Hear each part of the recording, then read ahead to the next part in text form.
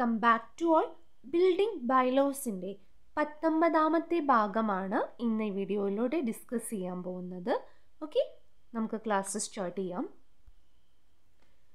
അപ്പം നമ്മൾ hazardous building പഠിച്ചിട്ടുണ്ട് അല്ലേ? അതിൻ്റെ ഒക്യുപ്പൻസിയെ കുറിച്ചാണ് നമ്മൾ പറയാൻ പോകുന്നത്. ഇത് ജസ്റ്റ് ഒന്ന് വായിച്ച് പോവാനേ ഉള്ളൂ. ഓക്കെ, അതിൻ്റെ ഓപ്പൺ സ്പേസ് എന്ന് പറയുന്നത്, ഒരു ബിൽഡിങ്ങിൻ്റെ ഓപ്പൺ സ്പേസ് എന്ന് പറയുന്നത് 10 മീറ്ററാണ്. All around the hazardous occupancy, അതായത് ഒരു ഹസാർഡസ് ബിൽഡിങ്ങിൻ്റെ എല്ലാ ഭാഗത്തും ചുറ്റുഭാഗത്തും 10 മീറ്ററാണ് മിനിമം ഓപ്പൺ സ്പേസ് ഉണ്ടാവേണ്ടത്. ഓക്കെ, ഇനി പെട്രോൾ ഫില്ലിംഗ് സ്റ്റേഷൻ. അപ്പം പെട്രോൾ ഫില്ലിംഗ് സ്റ്റേഷൻ്റെ ലേഔട്ടൊക്കെ കൺസൾട്ടേഷൻ അതോറിറ്റി അപ്രൂവ് ചെയ്തതായിരിക്കണം. ഇപ്പോൾ ഈ ഹസാർഡസ് ഒക്യുപ്പൻസിയുടെ ഹസാർഡസ് ബിൽഡിങ്ങിൻ്റെ അടുത്ത് നമുക്കൊരു പെട്രോൾ ഫില്ലിംഗ് സ്റ്റേഷൻ നൽകണമെങ്കിൽ അത് ആര് അനുമതി നൽകിയിരിക്കണം? കൺസൾട്ടേഷൻ അതോറിറ്റി അനുമതി നൽകിയിരിക്കണം. ഇനി അടുത്തത് ട്രാഫിക് ടെർമിനൽ സ്റ്റേഷൻ. എന്താണ് ട്രാഫിക് ടെർമിനൽ സ്റ്റേഷൻസ്? അതായത് നമ്മുടെ municipal bus stand, indoor stand, bus terminals, railway station and airports. Okay, അപ്പോൾ അതിൻ്റെയൊക്കെ ലൊക്കേഷൻ എന്ത് ചെയ്യണം? അത് നിർണ്ണയിക്കുന്നത് അതോറിറ്റി ഓഫ് കൺസൾട്ടേഷനാണ്. ഓക്കെ, ഇതൊന്ന് വായിച്ചു പോവാം. ഇനി സാനിറ്റേഷൻ റിക്വയർമെൻറ്റ്സ് ആണ് നമ്മൾ പറയാൻ പോകുന്നത്. അതിലാദ്യത്തേത് വാഷ് ബേസിനാണ്. അപ്പോൾ വാഷ് ബേസിൻ എന്ന് പറയുന്നത് നമ്മുടെ ഡൊമസ്റ്റിക് എയർപോർട്ട് എന്ന് പറഞ്ഞാൽ എന്താ? ഒരു ഇന്ത്യയിലാണെങ്കിൽ ഇന്ത്യയുടെ ഉള്ളിൽ തന്നെയുള്ള എയർപോർട്ട് കമ്മ്യൂണിക്കേഷനാണ് ഡൊമസ്റ്റിക് എയർപോർട്ട് അല്ലേ? അപ്പോൾ അതെന്ന് പറഞ്ഞാൽ അവിടെ വാഷ് ബേസിൻ 2 ഇതാണ് ഓരോ പുരുഷനും സ്ത്രീക്കുമായിട്ട് പ്രൊവൈഡ് ചെയ്യുന്നത്.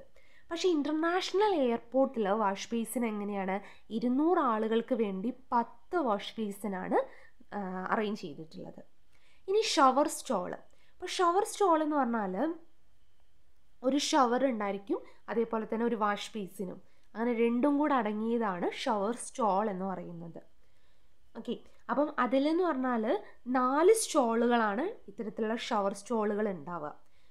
മെയിൽസിനും ഫീമെയിൽസിനും വേണ്ടിയിട്ട് 4 വീതമാണ് ട്രാൻസിറ്റ് ഡിപ്പാർച്ചർ സൈഡിൽ കൊടുക്കുന്നത്. ഓക്കെ, 4 ഇതെന്ന് ഓർത്ത് വയ്ക്കുക. 4 സ്റ്റോളുകളാണ് ഷവർ സ്റ്റോൾ. ഇതാണ് ഷവർ സ്റ്റോൾ. ഇതിൻ്റെ ഒപ്പം എന്തുണ്ടായിരിക്കും? ഒരു വാഷ് ബേസിനോട് ഉണ്ടാവും. അത് 4 വീതമാണ് മെയിൽസിനും ഫീമെയിൽസിനും വേണ്ടി അറേഞ്ച് ചെയ്തിട്ടുള്ളത്. അപ്പോൾ വാഷ് ബേസിൻ്റെ കാര്യം ഓർത്ത് വയ്ക്കുക. പിന്നെന്താ നമ്മൾ പറഞ്ഞിട്ടുള്ളത്? ഷവർ സ്റ്റോളിൻ്റെ കാര്യം ഓർത്ത് വയ്ക്കുക. ഇനി ടെലികമ്മ്യൂണിക്കേഷൻ ടവർ. ഓക്കെ, നമുക്കെല്ലാവർക്കും അറിയാം എന്താ ടവർ. ടവർ എന്ന് പറഞ്ഞാൽ ഹൈറ്റ് കൂടിയിട്ടുള്ള ഒരു സ്ട്രക്ചറാണ് അല്ലേ ടവർ. ഇതാണ് ടവർ. അപ്പോൾ ഈ ടവർ എന്ന് പറയുന്നത്, നമ്മളിപ്പോൾ ടവർ നിൽക്കുന്ന പ്ലോട്ടില്ലേ, ആ പ്ലോട്ടിനടുത്ത് കൂടെ ഇപ്പോൾ ഒരു റോഡ് ഉണ്ടെങ്കിൽ അതാണ് അബേർട്ടിംഗ് റോഡ്. ആ പ്ലോട്ടിൻ്റെ ബൗണ്ടറി ആയിട്ട് ചേർന്ന് നിൽക്കുന്ന റോഡിൽ നിന്നും 3 മീറ്റർ അകലെ ആയിട്ടായിരിക്കണം നമ്മുടെ ഈ ടവറിൻ്റെ ബേസ് ഉണ്ടാവേണ്ടത്. അതാണ് ആദ്യമായിട്ട് നോക്കേണ്ട ഒരു കാര്യം. ഓക്കെ, പിന്നെ അതേപോലെ ഇപ്പം ഈ ടവർ നിൽക്കുന്ന പ്ലോട്ടിൻ്റെ ഓരോ പ്ലോട്ട് അടുത്ത് വേറെ പ്ലോട്ട് ഉണ്ടാവുമല്ലോ, ആ പ്ലോട്ടിൻ്റെ ബൗണ്ടറിയിൽ നിന്നും 1.2 മീറ്റർ എങ്കിലും അകലത്തിലായിരിക്കണം നമ്മുടെ ഈ ടെലികമ്മ്യൂണിക്കേഷൻ ടവർ ഉണ്ടാവേണ്ടത്. ഈ 2 കാര്യമൊന്നും ഓർത്ത് വയ്ക്കാം. ഓക്കെ, ഇനി പ്രൊട്ടക്റ്റീവ് വാള്. നമ്മുടെ ഈ ടവറിന് ചുറ്റും നമ്മൾ ഭിത്തി കൊടുക്കാറുണ്ട്. ഓക്കെ, ആ ഭിത്തി എന്ന് പറയുന്നത് 1 മീറ്റർ, ഈ ടെലികമ്മ്യൂണിക്കേഷൻ ടവറിൻ്റെ താഴത്തെ ഭാഗത്ത് നിന്നും 1 മീറ്റർ അകലത്തിലായിരിക്കണം ഇത്തരത്തിലുള്ള വാളുകൾ അഥവാ ഭിത്തികൾ നിർമ്മിക്കേണ്ടത്. ഓക്കെ, അതിൻ്റെ ഉയരം 1.2 മീറ്റർ ആയിരിക്കണം ഉണ്ടാവേണ്ടത്. 1.2 മീറ്റർ എങ്കിലും ഉയരം ഉണ്ടായിരിക്കണം. അതെപ്പോഴും ലോക്ക് ഉണ്ടായിരിക്കണം. ഓക്കെ, ആൻഡ് പ്രൊവൈഡഡ് വിത്ത് ഒരു ഡോർ ഉണ്ടായിരിക്കണം. ഡോറിനോടൊപ്പം ഒരു ലോക്കും കൂടെ ഉണ്ടാവണം. ഇത്രയും കാര്യമാണ് പ്രൊട്ടക്റ്റീവ് വാളിൽ നമുക്ക് പറയാനുള്ളത്. ഓക്കെ, ഇനി അസംബ്ലി ഒക്യുപ്പൻസി കഴിഞ്ഞു. ഇനി നമുക്ക് പറയാനുള്ളത് educational, institutional, government or semi public business occupancy ആണ് നമുക്ക് പറയാനുള്ളത്. അതായത് എഡ്യൂക്കേഷണൽ ബിൽഡിംഗ് ഓർമ്മ ഉണ്ടായല്ലോ, ഓക്കെ, എഡ്യൂക്കേഷണൽ ബിൽഡിംഗ്, അതേപോലെ ഇൻസ്റ്റിറ്റ്യൂഷൻ എന്ന് പറഞ്ഞാൽ മെഡിക്കൽ അല്ലേ. അപ്പം അത്തരത്തിലുള്ള ബിൽഡിങ്ങിൻ്റെ ഒക്യുപ്പൻസി, നമ്മൾ നേരത്തെ പറഞ്ഞത് അസാഡസ് ബിൽഡിങ്ങിൻ്റെ ഒക്യുപ്പൻസിയാണ് അല്ലേ. ഓക്കെ, അപ്പം ഇതിൻ്റെ ഒക്യുപ്പൻസി എന്താണെന്ന് നോക്കാം. അപ്പോൾ ഇതിൽ പറയുന്നത് വായിച്ചു പോകാവുന്നേ ഉള്ളൂ. പ്ലോട്ടിൻ്റെ റിക്വയർമെൻറ്റ്സ്, അതായത് ആ പ്ലോട്ടിൻ്റെ ഓരോ സബ് ഡിവിഷൻസും അതേപോലെ തന്നെ അതിൻ്റെ ആ പ്ലോട്ടിൽ നിർമ്മിക്കുന്ന ബിൽഡിങ്ങിൻ്റെ ലേ ഔട്ടും ഒക്കെ ചീഫ് ടൗൺ പ്ലാനർ അപ്രൂവ് ചെയ്തിട്ടുണ്ടായിരിക്കണം. അതാണ് പ്ലോട്ടിൻ്റെ റിക്വയർമെൻറ്റ് പറയുന്നത്. അപ്പോൾ ഇതിൻ്റെ ഒക്യുപ്പൻസിയിൽ പ്ലോട്ടിൻ്റെ റിക്വയർമെൻറ്റ് നമ്മൾ നോക്കണം. ആ പ്ലോട്ടിൻ്റെ സബ് ഡിവിഷൻ അങ്ങനെ പറഞ്ഞാൽ എന്താ, ഇപ്പോൾ ഒരു കുറേ പ്ലോട്ട് പല ആളുകളുടെ കയ്യിലായിട്ടുണ്ടാവുക അല്ലേ. അപ്പം കുറച്ച് പ്ലോട്ടിൻ്റെ വേർഡുകൾ ഞാനൊന്ന് പരിചയപ്പെടുത്താം. ബൈഫുർക്കേഷൻ, അതായത് വലിയൊരു സ്ഥലം ഉണ്ടെങ്കിൽ അതിന് ചെറിയ ചെറിയ പ്ലോട്ടാക്കുന്നതാണ് ബൈഫുർക്കേഷൻ എന്ന് പറയാം. ഇനി അമാൽഗമേഷൻ എന്ന് പറഞ്ഞാൽ ചെറിയ ചെറിയ പ്ലോട്ടുകളെ കൂട്ടിച്ചേർത്തുന്നതാണ് അമാൽഗമേഷൻ. ഈ 2 വേർഡുകളൊന്ന് ഓർത്ത് വെച്ചോളാം.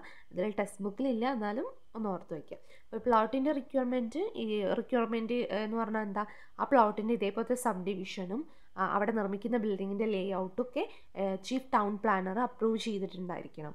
ഇനി പ്ലോട്ടിൻ്റെ യൂസേജ്, നമ്മൾ ആ പ്ലോട്ട് എന്തിനാണ് ഉപയോഗിക്കുന്നത്,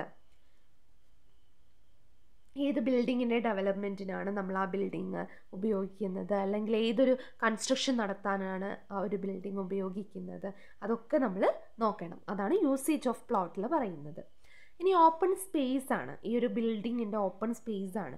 അതപ്പോൾ ഈ ബിൽഡിങ്ങിൻ്റെ ഫ്ലോർ ഏരിയ 7.5 മീറ്റർ സ്ക്വയറിനേക്കാളും കൂടുതലാണ് എങ്കിൽ, സ്ക്വയർ മീറ്ററിനേക്കാളും കൂടുതലാണെങ്കിൽ അതിൻ്റെ ഓപ്പൺ സ്പേസ് ആണ് ഈ ഒരു ടേബിളിൽ കൊടുത്തിട്ടുള്ളത്. ഫ്രണ്ട് യാർഡ് 7.5 മീറ്റർ ആയിരിക്കണം, സൈഡ് യാർഡ് 8 മീറ്റർ ആയിരിക്കണം, റിയർ യാർഡ് 7.5 മീറ്റർ ആയിരിക്കും. എന്താണ് ഫ്രണ്ട് യാർഡ്, ഇനിയും പറയേണ്ട ആവശ്യമുണ്ടോ?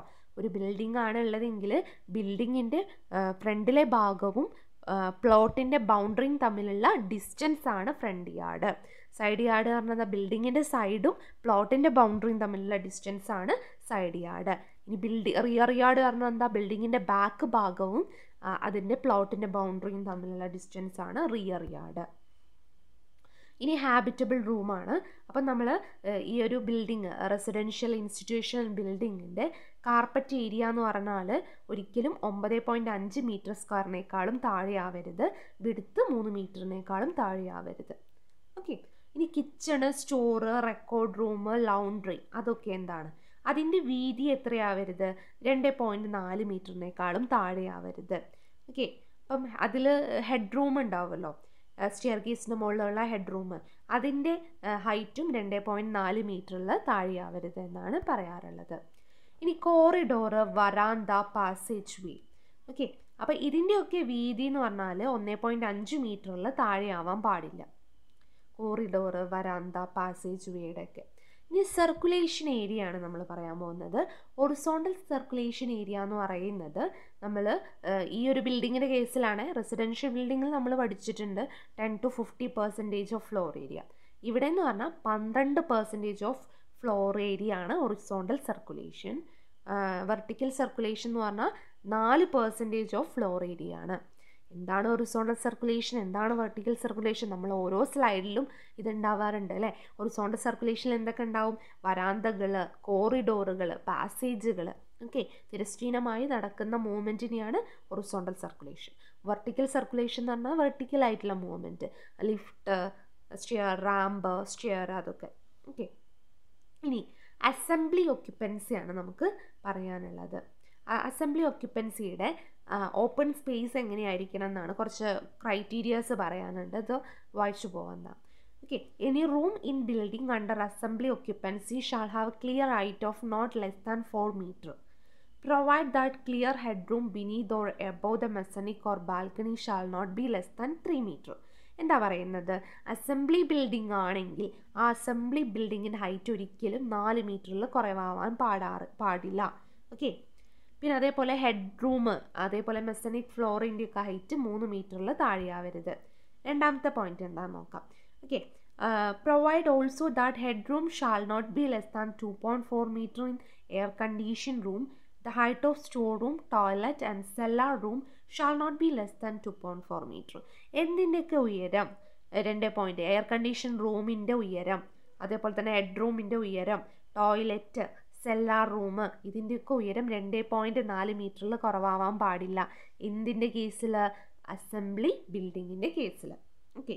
Balcony or gallery or mezzanine shall be restricted to 25% of total accumulation of assembly hall area. നമ്മുടെ അസംബ്ലി ബിൽഡിങ്ങിൻ്റെ ഹോൾ ഉണ്ടാവില്ലേ, അതിൻ്റെ 25% എന്തായിരിക്കണം? ബാൽക്കണികൾ, ഗാലറികൾ, മെസനിക് ഫ്ലോറുകൾ എന്നിവയായിരിക്കണം ഉണ്ടാവുന്നത്. ഓക്കെ. ഇതിൻ്റെയൊക്കെ മാക്സിമം ചെരിവ് ഒരിക്കലും 35 ഡിഗ്രിയിൽ കൂടാൻ പാടില്ല. ഓക്കെ. ഈ 2 പോയിന്റുകളും, അങ്ങനെ 3 പോയിന്റാണ് നമ്മൾ പറഞ്ഞത് അല്ലേ?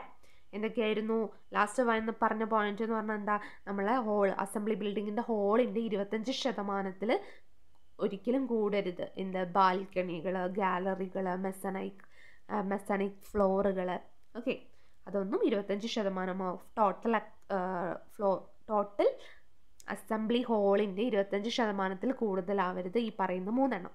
പിന്നെ പറയുന്ന ഹെഡ് റൂമിൻ്റെ ഉയരം അതേപോലെ അത് 2.4 മീറ്ററിൽ കൂടുതലാവരുത്. അതേപോലെ തന്നെ എയർ കണ്ടീഷൻ റൂമിൻ്റെ ഉയരവും 2.4 മീറ്ററിൽ കൂടുതലാവരുത്. പിന്നെ ടോയ്ലറ്റുകൾ, സെല്ലാർ, അതൊക്കെ. പിന്നെ അസംബ്ലി ബിൽഡിങ്ങിൻ്റെ ഉയരം 4 മീറ്ററിൽ കൂടുതലാവരുത്. അങ്ങനെ 3 പോയിന്റ്. ഇനി ഫയർ പ്രൊട്ടക്ഷൻ, ബിൽഡിങ്ങിൻ്റെ ഫയർ പ്രൊട്ടക്ഷൻ ആണ് പറയുന്നത്. അതെന്ന് പറഞ്ഞാൽ നമ്മൾ എപ്പോഴും ബിൽഡിംഗ് ഉണ്ടാക്കേണ്ടത് ഫയർ റെസിസ്റ്റൻ്റ് ആയിട്ടുള്ള മെറ്റീരിയൽ വെച്ചിട്ടാണ്. ഓക്കെ. അതായത് തീയിൽ നിന്നും ചെറുക്കാൻ കഴിവുള്ള മെറ്റീരിയൽ വെച്ചിട്ടാണ് നമ്മൾ ബിൽഡിംഗ് എപ്പോഴും നിർമ്മിക്കേണ്ടത്. ഓക്കെ. ഫയർ പ്രൊട്ടക്ഷൻ അനുസരിച്ച് ബിൽഡിങ്ങിനെ 4 തരംതിരിച്ചിട്ടുണ്ട് കേട്ടോ. അതുകൂടെ ഓർത്ത് വയ്ക്കുക. അതും പറയാം. Type D, type A, type B, type C, അങ്ങനെയൊക്കെ 4 തരംതിരിച്ചിട്ടുണ്ട്. ഓക്കെ. അപ്പോൾ ഇവിടെ നിങ്ങൾക്ക് പറയാനുള്ളത്, ഇപ്പോൾ ഒരു അസംബ്ലി ബിൽഡിംഗ് ആണെങ്കിൽ 600 ആളുകൾ കപ്പാസിറ്റിയുള്ള 600 ആളുകൾക്ക് കപ്പാസിറ്റിയുള്ള ഒരു ബിൽഡിംഗ് ആണെങ്കിൽ നമ്മൾ 2 സെപ്പറേറ്റ് ആയിട്ടുള്ള എസിറ്റ് കൊടുക്കണം. ഫയർ എസിറ്റൊക്കെ നിങ്ങൾ കണ്ടിട്ടില്ലേ? ഫയർ എസിറ്റ് സ്റ്റെയർ കേസ്, നമ്മളൊരു ബിൽഡിങ്ങിൽ എപ്പോഴും ഫയർ എസിറ്റ് സ്റ്റെയർ കേസ് നൽകണം. ഒരു മെറ്റൽ ഉപയോഗിച്ചിട്ടുള്ള സ്റ്റെയർ ആണ് അധികം ഉണ്ടാവാറുള്ളത്. പുറത്തുകൂടിയാണ് നമ്മൾ ആ സ്റ്റെയർ കൊടുക്കാറുള്ളത്. ഓക്കെ. അത് പെട്ടെന്ന് നമുക്ക് ബിൽഡിങ്ങിൽ നിന്നും പുറത്തേക്ക് എളുപ്പത്തിൽ പുറത്തേക്ക് വരാൻ സാധിക്കും ആ ഒരു സ്റ്റെയറിലൂടെ. അപ്പം നമ്മൾ 600 പേർക്കുള്ള ഒരു ബിൽഡിംഗ് ആണെങ്കിൽ 2 ഫയർ എസിറ്റുകൾ നിർബന്ധമായിട്ട് നൽകിയിരിക്കണം. ഓക്കെ. ഇനി 601 മുതൽ 1001 ആളുകൾക്ക് വേണ്ടിയിട്ടുള്ളതാണെങ്കിൽ മിനിമം ഇതേപോലെ തന്നെ 2 സെപ്പറേറ്റ് ആയിട്ടുള്ള എസിറ്റ് നൽകണം. ഓക്കെ. അതിൻ്റെ വീതി എന്ന് പറഞ്ഞാൽ 2 യൂണിറ്റ് ആയിരിക്കണം. അതിനേക്കാളും കുറവാവരുത് അതിൻ്റെ വീതി. ഓക്കെ. ഇനി 1001 ആളുകളിൽ കൂടുതലാണെങ്കിൽ മിനിമം 4 സെപ്പറേറ്റ് എസിറ്റുകൾ നമ്മൾ കൊടുത്തിരിക്കണം. ഓക്കെ. അതുതന്നെയാണ് ടൈപ്പ് 1, ടൈപ്പ് 2, ടൈപ്പ് 3, ടൈപ്പ് 4 പറയുന്നത്. ഓക്കെ. ഇതന്നെ 600 പേർക്ക് 2 എസിറ്റ്, 601 മുതൽ 1001 വരെ 2 എസിറ്റ് തന്നെയാണ്. 1001 കൂടുതലാണെങ്കിൽ 4 എസിറ്റ്. ഓക്കെ. ഇത്രയാണ് പറയാനുള്ളത്. ഇനി അടുത്തത് മെർക്കൻറ്റൈൽ ഒക്യുപ്പൻസി. മെർക്കൻറ്റൈൽ ബിൽഡിംഗ് എന്തിനാ? സാധനങ്ങളൊക്കെ സ്റ്റോർ ചെയ്ത് വെക്കാൻ. നമ്മുടെ ഷോപ്പുകൾ, സ്റ്റോറല്ല, സെയിൽസിന് വേണ്ടിയിട്ട് ഷോപ്പുകൾ ഒക്കെയാണ് ഇതിൽ ഉൾപ്പെടുന്നത്. ഓക്കെ. അപ്പം ഇതിൻ്റെ ഒക്യുപ്പൻസിയിൽ നമുക്ക് ഷോപ്പിൻ്റെ സൈസാണ് പറയുന്നത്. അതിൻ്റെ ഏരിയ 15 മീറ്റർ സ്ക്വയറിനേക്കാളും കൂടുതലാവരുത്. അതേപോലെ തന്നെ വീതി 3 മീറ്റർ സ്ക്വയറിനേക്കാളും കൂടുതലാവരുത്. 3 മീറ്ററിനേക്കാളും കുറവാവരുത്. ഓക്കെ. ഈ 2 കാര്യമാണ് പറയുന്നത്. ഒന്നുകൂടെ ഞാൻ പറയാം. നമ്മുടെ മെർക്കൻറ്റൈൽ ബിൽഡിങ്ങിൻ്റെ ഷോപ്പിൻ്റെ ഏരിയ ഒരിക്കലും 15 മീറ്റർ സ്ക്വയറിൽ കുറവാവരുത്. അതേപോലെ തന്നെ വീതി 3 മീറ്ററിലേക്കാളും കുറവാവരുത്. ഇനി ഈ ഷോപ്പിലൊക്കെ സ്റ്റോൾ കൊടുക്കുമല്ലോ. നമ്മൾ സ്റ്റോൾ എന്താണെന്ന് പഠിച്ചിട്ടുണ്ട് അല്ലേ? സാധനങ്ങളൊക്കെ വെക്കാനുള്ള സ്റ്റോളുകൾ. ഇപ്പോൾ പച്ചക്കറിക്കാണ് വെക്കുന്ന ഭാഗങ്ങൾ. ആ സ്റ്റോളിൻ്റെ ഏരിയ ഒരിക്കലും 5 മീറ്റർ സ്ക്വയറിനേക്കാളും താഴെയാവരുത്. വീതി 2 മീറ്ററിനേക്കാളും താഴെയാവരുത്. ഓക്കെ. ഇനി ബിൽഡപ്പ് ഏരിയയും അതേപോലെ തന്നെ അതിൻ്റെ ഫ്രണ്ട് യാർഡും സൈഡ് യാർഡും ഒക്കെയാണ്. ഇതൊന്ന് ജസ്റ്റ് നോക്കുക. 100 മീറ്റർ സ്ക്വയർ മുതൽ 400 മീറ്റർ സ്ക്വയർ വരെയാണെങ്കിൽ അതിൻ്റെ ഫ്രണ്ട് യാർഡ് എത്രയാണ്? 7.5 മീറ്ററാണ്. സൈഡ് യാർഡ് 3 ആണ്. Rear yard 3 meter. ഇനി 400 മുതൽ 800 മീറ്റർ വരെയാണെങ്കിൽ അതിൻ്റെ front yard 10.5, side yard 4.5, rear yard 3 meter. ഇനി ബിൽഡപ്പ് ഏരിയ 800 മീറ്റർ സ്ക്വയറിനേക്കാളും കൂടുതലാണെങ്കിൽ front yard 12 meter, side yard 6 meter, rear yard 3 meter. Okay, ഇതൊന്ന് ജസ്റ്റ് നോക്കാം.